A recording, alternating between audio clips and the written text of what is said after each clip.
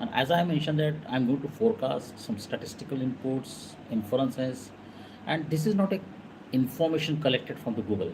I have applied my mind, analyze it, try to understand what exactly is going on. And to my understanding, and the best of understanding and knowledge, is that it's not just a terror attack by Hamas. It's much complex. It's geographical intent, and Hamas has attacked Israel to send a message to the Palestinians across the world to together under the name of Hamas. They want to lead the Palestinians, and they also want to show the world how the Jews are helpless. So now I'm giving a statistical angle to this subject. Okay, so there is one the attack has some one relation goes linked to the migration in Europe. Now, if you see the news of CNN and all global news, even in randomly, you will understand that in Norway, Hungary, France, UK, almost all European countries are making very serious complaint about the migration from Syria and the rising population of Muslims and Arabs. And what's happening is that you might have seen the photo of that child which was died on the sea shore, and it has created a spark throughout the world, a very emotional connect to all the people, that what we are doing with the next generation. And it had that has led to create new kind of refugee policy and migration policies for the Syrian refugees especially, and the others also. But eventually what happened is that the local where the population was gathering, because initially what happens is when the migrations come, they don't come in a sequence. They come randomly, sometime in groups, sometime individually, sometime by route, bus. So if you see the migration routes of Syria via Turkey or otherwise and via the Mediterranean Sea, you will understand that they are not they are not migrating because of the civil war in Syria, as it likes like a policy to export the Muslims and Arabs to the European countries. I don't see that. There is no report as such published authentically by any country or any that there is a systematic attempt to. Now there were some reports in the media recently that Pakistan is exporting the beggars to the country, but these are not beggars. These are the victims of civil war, right? But what happens is that eventually the migrants when come to a new land and when they are giving a refugee status or a temporary status, okay, they eventually settle there, they make the groups, and then they start demanding things, and then eventually depends on how the governments and the local political parties and people react to it, and they give asylum to them. Some are political asylum, some are social, and then they grow up together, or then conflicts are started, like what happened in France, in Hungary also, Norway, you just name it, Germany. So my point is this, and we're also facing you know, the Khalistanis, not the Khalistanis, sorry, the Punjabis, Sikhs mostly, they migrated to Canada, and we're seeing it. They are demanding their population more than 7 lakh or something like that. And what's happening is more than 25 lakhs Indians are there. And now the Khalistani are dictating the terms to Sikh community, Hindus, and government. What happens is that the terrorists and these elements are always less in number, but they always create a panicness, fear, and they always rule the community, in a different sense. If you look at the history, you know, when the Germans, Hitler treated Jews, more than 60 lakhs or something, most of the Germans were peaceful. Most of the Germans did not, but they did not oppose it. So whenever there is a cruelty against one ethnicity or other religion, or the cruelty done by the terror organizations or political people or leaders or any government, they are always less in numbers. But what happens is that most of the majority do not oppose them. As Swamiji had mentioned it in one of the book, that in any village in India, the 99% people are peaceful, but they don't have courage to fight against the 1% gundas. That's the case here. So, but the statistics also work. Now it changes the demography, and we have seen in Assam, we have seen on Mallapuram district in Kerala. So that is what Savarkar had said, that dharmantar is rashtraantar. So if you change the religion, if you change the ethnicity, it's going to change the nation itself. So what's happening in is that Israel found its own way to contain, uh, you know, So when a Palestine is given birth a child, it becomes automatically a refugee, not the Israeli citizen. You know, so that is what they try to contain the population. They divert it. You know, psychological tactics. This is how the Pakistan did with the Balujis and Sindhis. You know, we know that what happened after partition, what happened in Bangladesh, what happened in Sri Lanka. So these are the cases of ethnicity, race, and more of the statistics. So in this video, I'm going to mention some facts, okay, and I will finish it up. Uh, most of the people don't know that Islam is the second largest religion in Israel, constituting 1.5, 1.7 million. Around 18%, around 18% Muslims are living in mainland Israel. There is no statistical data, there was no census how much Jews are left in Lebanon. But as people are considering the reports, authentic reports, that more than 50 or 29 Jews are living in Lebanon. Uh, as per the estimation, after the Syria had, but before the Syria civil war, more than 80,000 Jews were living in Syria.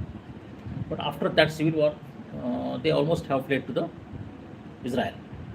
So as of today, or you can say after June 2020, there is absolutely nobody in the no Jews in the Syrian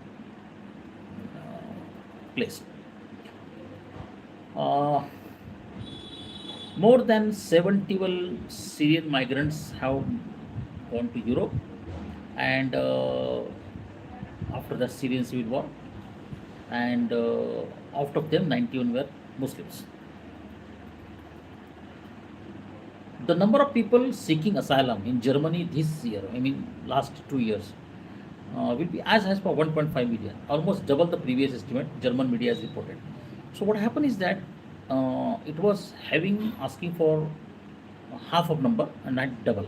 So that is creating, and what's happening is that most of the migrants, statistically, ethnically, they come together because of their habits, foods, and culture, identity, self-identity, and protect to each other. The minorities always close. They have closed door economy. They have closed door understanding. They create some kind of mechanism to protect themselves against the majority. It's happened everywhere. Okay, when Hindus go elsewhere, they do the same things. They create our culture, they create temples, and then make the kind of group. But every ethnicity, every race deals with the majority differently. The Hindus deal with differently. The Gujaratis had gone in America, they have dealt with it differently. So it has a culture, belief systems, and mind, and religion, and their understanding, and how they deal with the others, and their perception. It all things matters. But here, statistically, one point is that 1.5 billion have asked for the asylum in Germany. Now, now there are uh, near about 4 lakhs, 4 lakh Muslims are living in Jerusalem. The total population is that near about 10 lakh of Jerusalem, which almost is 60% were Jews and most 40% Palestinians. And it says 9 million, something like that, right? Okay, I'm sorry for that. But the percentage is here Jews comprise 60% and Muslims 37.2%. And 1.7% are not classified, maybe Christians or other people. Okay, so this is the case of Jerusalem. Then one more thing is that I want to mention here that if you go by the population figures across the world, the Palestinians across the world, there are in Jordan, Israel, Syria, Chile, uh, Lebanon, Saudi Arabia, Egypt, United States, then Honduras, Guatemala, Mexico, Qatar, Germany, Kuwait, El Salvador. The Palestinians are all everywhere almost, and so Palestine people, they are in the Libya, they are in the Australia, they are in the Greece, near about 30,000 people. In Peru, 19,000. Colombia, Japan, there are 10,000 Palestinians in Japan. So what I am saying is that the Palestinians is not only issue in the located in the Gaza or West Bank. If you look at the statistical spread after the civil war and what happened in last 20 years, the Palestinian culture and their ethnicity and their intra-personal relations and intra-social combinations, it is nurturing across the world. So the Palestinian issue is about the land, it's about the local, definitely, but it's also global, statistically. And what I'm suggesting here is why I'm giving these figures, especially this figure, this recent one, that there could be a migration process of the Palestinians across the globe towards West Bank, the way the Jews migrated to Israel. I'm seeing a pattern. I'm seeing some kind of uh, Palestinians, especially young, not the families or kids, they will try to infiltrate to the West Bank via Jordan or Lebanon, and there will be some kind of movement. The way after the civil war, the Syrians migrated to Europe.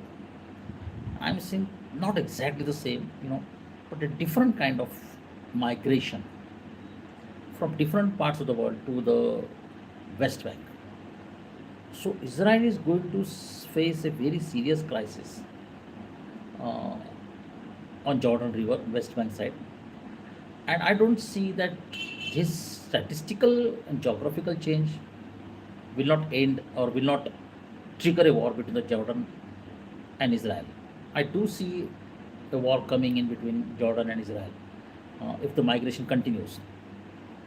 And imagine, just imagine, some months back, that one of the major general and very intelligent person uh, had suggested, what if the Pak occupied Baluchis and Gilgit-Baltistan people, or something very serious happened in the Pakistan, and just 10 lakh people or 5 lakh people came across the Indian border, what we are going to do?